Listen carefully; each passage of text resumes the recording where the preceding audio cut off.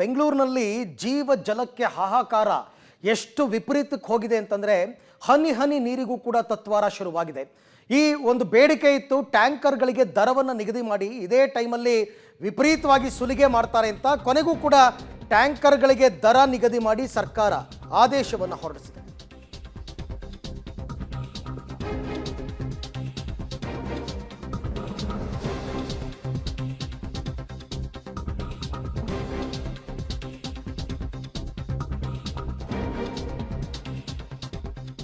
ಬೆಂಗಳೂರಿನಲ್ಲಿ ಜೀವಜಲಕ್ಕೆ ಹಾಹಾಕಾರ ಅಂತಕ್ಕಂಥದ್ದು ವಿಪರೀತಕ್ಕೆ ಹೋಗ್ತಾ ಇದೆ, ತಾರಕಕ್ಕೇರ್ತಾ ಇದೆ. ನೀರಿಗೆ ದುಡ್ಡು ಕೊಟ್ಟು ಕೊಂಡುಕೊಳ್ಬೇಕಾದ ಅನಿವಾರ್ಯತೆ ಸೃಷ್ಟಿಯಾಗಿದೆ. ಟ್ಯಾಂಕರ್ಗಳ ಮುಖಾಂತರ ನೀರನ್ನು ಪಡ್ಕೋತಾ ಇದ್ದಾರೆ. ಆದರೆ ನೀರಿಲ್ಲದೆ ಇರತಕ್ಕಂಥದ್ದನ್ನು ಅಡ್ವಾಂಟೇಜ್ ಮಾಡ್ಕೊಂಡಿರ್ತಕ್ಕಂಥ ಜನ ಆ ಟ್ಯಾಂಕರ್ಗಳಿಗೆ ವಿಪರೀತವಾದ ದುಡ್ಡನ್ನು ಕೊಡ್ತಾ ಇದ್ರು.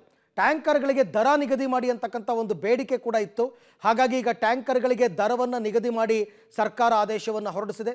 16,000 ಲೀಟರ್ ನೀರಿಗೆ 12,100 ರೂಪಾಯಿಯನ್ನು ನಿಗದಿ ಮಾಡಿದ್ದಾರೆ.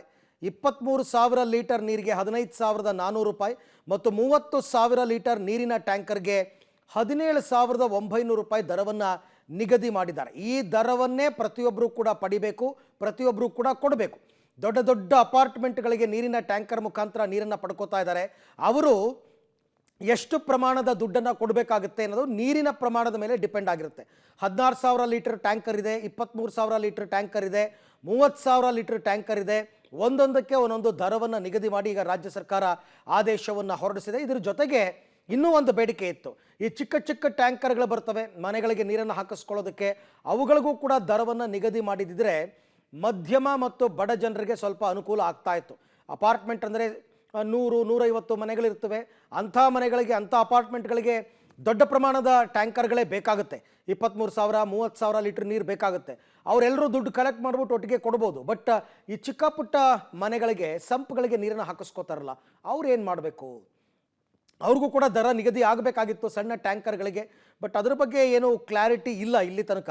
16,000 ಲೀಟರ್ ನೀರಿಗೆ 12,100 ರೂಪಾಯಿ ದರವನ್ನು ನಿಗದಿ ಮಾಡಿದ್ದಾರೆ. 23,000 ಲೀಟರ್ ಟ್ಯಾಂಕರ್ಗೆ 15,400 ರೂಪಾಯಿ ದರವನ್ನು ನಿಗದಿ ಮಾಡಿದ್ದಾರೆ. ಹಾಗೆಯೇ 30,000 ಲೀಟರ್ ನೀರಿನ ಟ್ಯಾಂಕರ್, ದೊಡ್ಡ ಟ್ಯಾಂಕರ್ ಇದು, ಇದರಲ್ಲಿ ನೀರನ್ನು ಹಾಕಿಸ್ಕೋಬೇಕು ಅಂದರೆ 17,900 ರೂಪಾಯಿ ದುಡ್ಡನ್ನು ಕೊಡಬೇಕಾಗುತ್ತೆ. ಇದಕ್ಕಿಂತ ಹೆಚ್ಚಿನ ದರವನ್ನು ವಸೂಲಿ ಮಾಡುವಂತಿಲ್ಲ. ಆ ರೀತಿ ಒಂದು ವೇಳೆ ಏನಾದರೂ ಹೆಚ್ಚಿನ ದರಕ್ಕೆ ಡಿಮಾಂಡನ್ನು ಇಟ್ಟರೆ ಖಂಡಿತವಾಗಿ ಕಂಪ್ಲೇಂಟ್ ಹೋಗುತ್ತೆ ಮತ್ತು ಅವ್ರ ವಿರುದ್ಧ ಕ್ರಮ ಕೂಡ ಕೈಗೊಳ್ತೀವಿ ಅಂತಕ್ಕಂಥ ಕಟ್ಟುನಿಟ್ಟಿನ ಆದೇಶವನ್ನು ಹೊರಡಿಸಿದ್ದಾರೆ. ಇದನ್ನು ಪ್ರತಿಯೊಬ್ಬರು ಕೂಡ ನೋಟ್ ಮಾಡ್ಕೊಳ್ಳಿ ಈ ದುಡ್ಡನ್ನು. ಯಾಕೆಂದರೆ ನಿಮ್ಮ ಮನೆಗಳಿಗೆ, ಅಪಾರ್ಟ್ಮೆಂಟ್ಗಳಿಗೆ ನೀರನ್ನು ಒದಗಿಸಬೇಕಾದ್ರೆ ಇದೇ ರೇಟು, ಸರ್ಕಾರವೇ ಫಿಕ್ಸ್ ಮಾಡಿರ್ತಕ್ಕಂಥ ಹಣ ಇದು. ಹಾಗಾಗಿ ಇದನ್ನು ಮೀರಿದಂತೆ ಬೇರೆ ಯಾರಿಗೂ ಕೂಡ ಹೆಚ್ಚಿನ ದರವನ್ನು ಕೊಡುವಂತಿಲ್ಲ. ಈ ಬಗ್ಗೆ ಮತ್ತಷ್ಟು ಮಾಹಿತಿ ನನ್ನ ಕೊಲೀಗ್ ಲೋಕೇಶ್ ಅವರಿಂದ ಪಡ್ಕೊಳ್ಳೋಣ. ಲೋಕೇಶ್, ಈ 16,000, 23,000, 30,000 ಲೀಟರ್ ಟ್ಯಾಂಕರ್ ದೊಡ್ಡ ದೊಡ್ಡ ಅಪಾರ್ಟ್ಮೆಂಟ್ಗಳಿಗೆ ಬಳಕೆ ಆಗುತ್ತೆ, ದರ ನಿಗದಿ ಮಾಡಿದ್ದಾರೆ, ಓಕೆ. ಬಟ್ ಸಣ್ಣ ಸಣ್ಣ ಟ್ಯಾಂಕರ್ಗಳೇ ಹೆಚ್ಚು ಬಳಕೆ ಆಗ್ತಕ್ಕಂಥದ್ದು, ಅವುಗಳಿಗೇನು ದರ ನಿಗದಿ ಮಾಡಿಲ್ವಾ? ಇದ್ರ ಬಗ್ಗೆ ಏನು ಮಾಹಿತಿ ಇದೆ ಅಂತ? ಅರವಿಂದ್, ಈ ಹಿಂದೆ 6,000 ಲೀಟರ್ಗೆ ಕ್ಯಾಂಟರ್ಗಳಿಗೆ ಜಲಮಂಡಳಿ ದರ ನಿಗದಿ ಮಾಡಿತ್ತು. ಅದರಂತೆ ಈಗ ನಡ್ಕೊಂಡು ಹೋಗ್ತಾ ಇದೆ.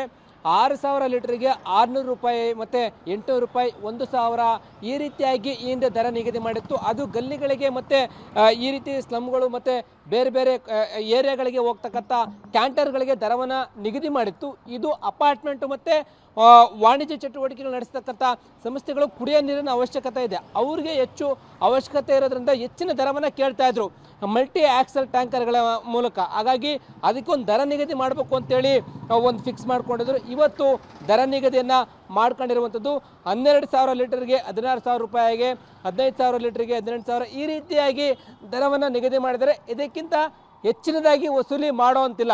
ಆ ರೀತಿ ಏನಾದರೂ ವಸೂಲಿಯನ್ನು ಮಾಡಿದ್ರೆ, ಈಗೇನು BBMP ಅವರು ಒಂದು ಸಹಾಯವಾಣಿಯನ್ನು ಬಿಡುಗಡೆ ಮಾಡಿದರೆ ಆ ಸಹಾಯವಾಣಿಗೆ ಕರೆಯನ್ನು ಮಾಡಿ ದೂರನ್ನು ಸಲ್ಲಿಸಬೇಕಾಗತ್ತೆ. ಅಪಾರ್ಟ್ಮೆಂಟ್ಗಳು ಅದೇ ಟ್ಯಾಂಕರ್ಗಳಲ್ಲಿ ದಿನವಿಡೀ ಅದನ್ನು 12,000 ಲೀಟರ್ ಬೇಕು ಅಂತಂದರೆ ಆ ಒಂದು ಟ್ಯಾಂಕರ್ನಲ್ಲಿ ಎಷ್ಟು ಸಾಮರ್ಥ್ಯ ಇರುತ್ತೋ 24,000 ಲೀಟರ್ ಇಡಿಸುವಂಥ ಟ್ಯಾಂಕರ್ಗಳಲ್ಲಿ ಓಡಿಸ್ಕೊಳ್ಬೋದು, ಅಥವಾ 6,000 ಲೀಟರ್ ಇರ್ತಕ್ಕಂಥ ಟ್ಯಾಂಕರ್ಗಳ ಮೂಲಕ ಕೂಡ 4 ಬಾರಿ ಅಪಾರ್ಟ್ಮೆಂಟ್ಗಳ ನೀರನ್ನು ಸರಬರಾಜು ಮಾಡಿಸ್ಕೊಳ್ಬೋದು ಅಂತೇಳಿ ಹೇಳಿದೆ. ಈ ರೀತಿಯಾದಂಥ ದರವನ್ನು ನಿಗದಿಯನ್ನು ಮಾಡಿ ಅನುಕೂಲ ಆಗಲಿ ಅಂತೇಳಿ ಮಾಡಿದೆ. ಆದರೆ ಇದು ಟ್ಯಾಂಕರ್ಗಳು ಇಷ್ಟೇ ವಸೂಲಿ ಮಾಡ್ತಾರೆ ಅಂತ ಹೇಳಲಿಕ್ಕೆ ಆಗಲ್ಲ, ದುಪ್ಪಟ್ಟು ದರವನ್ನು ಕೇಳ್ತಾರೆ. ಈ ಹಿಂದೆ ನಿಗದಿ ಮಾಡಿದ ದರವನ್ನು ಕೂಡ ಸರಿಯಾಗಿ ಪಾಲನೆ ಆಗ್ತಾ ಇಲ್ಲ. ಟ್ಯಾಂಕರ್ ಮಾಫಿಯಾಗೆ ದುಪ್ಪಟ್ಟು ದರಕ್ಕೆ ಬ್ರೇಕ್ ಬಿದ್ದೇ ಇಲ್ಲ. ಈಗ ಹೊಸದಾಗಿ ಮತ್ತೆ ದರ ನಿಗದಿ ಮಾಡೋದ್ರಿಂದ ಅದು ಹೇಗೆ ಪಾಲನೆ ಆಗುತ್ತೆ ಅಂತಲೂ ಕೂಡ ಹೇಳಲಿಕ್ಕೆ ಬರಲ್ಲ. ಹಾಗಾಗಿ ಇದು ಯಾವ ರೀತಿಯಾಗಿ ಇಂಪ್ಲಿಮೆಂಟೇಷನ್ ಆಗುತ್ತೆ ಅನ್ನುವಂಥದ್ದನ್ನು ಕಾದು ನೋಡಬೇಕಾಗಿದೆ. ಇದರಿಂದ ಸಾಕಷ್ಟು ದೂರುಗಳು ಅನಾನುಕೂಲಗಳು ಆಗ್ತಾವ ಅನ್ನುವಂಥದ್ದನ್ನು ನೋಡಬೇಕು. Aravind. Okay, thank you Lokesh, ತಮ್ಮ ಎಲ್ಲ ಮಾಹಿತಿಗೆ ಧನ್ಯವಾದ. ಅಂದರೆ ಮಲ್ಟಿ ಆಕ್ಸಲ್ ಟ್ಯಾಂಕರ್ಸ್ ಅಂತ ಬರ್ತವೆ, ಕ್ಯಾಂಟರ್ಗಳು ಬೇರೆ. ನಿಮ್ಮ ಏರಿಯಾದಲ್ಲಿ ನಿಮ್ಮ ಮನೆಗಳಿಗೆ ನೀವು ನೀರು ಹಾಕಿಸ್ಕೊಳ್ತಕ್ಕಂಥದ್ದು ಕ್ಯಾಂಟರ್. ಅದರ ದರವನ್ನು 600 ರೂಪಾಯಿಂದ 800 ರೂಪಾಯಿ ತನಕ ಈ ಹಿಂದೆನೇ ನಿಗದಿ ಮಾಡಿದ್ರು, ಬಟ್ ಅದು ಫಾಲೋ ಆಗ್ತಾ ಇಲ್ಲ. ಈಗ ದೊಡ್ಡ ದೊಡ್ಡ ಟ್ಯಾಂಕರ್ಗಳಿಗೆ ದರವನ್ನು ನಿಗದಿ ಮಾಡಿ ಸರ್ಕಾರ ಆದೇಶವನ್ನು ಹೊರಡಿಸಿದೆ.